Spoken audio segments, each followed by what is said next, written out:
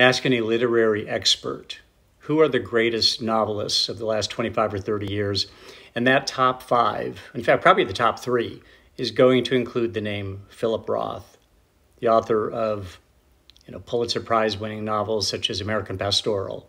Other titles associated with him are The Plot Against America, the I Married a Communist, The Human Stain, The Counterlife, and so on. He wrote a ton of books. I've read a ton of them. Sabbath's Theater is another one that comes to mind, which won the National Book Award or was a finalist for the National Book Award, something along those lines. Philip Roth died of congestive heart failure back in, a few years ago. So he wasn't an option for the Novelist Spotlight podcast, but who was is Benjamin Taylor, who was probably his closest friend at the end of his life, at the end of Philip Roth's life.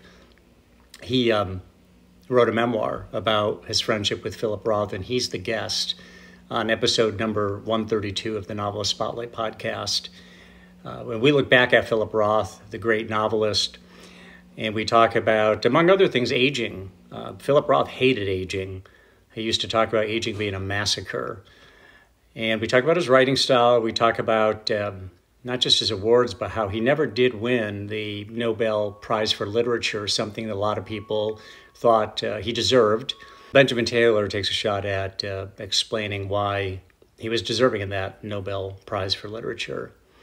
Join us again on episode number 132 of the Novelist Spotlight podcast, The Life and Times of Philip Roth, as documented and related to us by Benjamin Taylor, who's author of the book, Here We Are. That's the memoir he wrote about his friendship with Philip Roth. I hope you will join us there.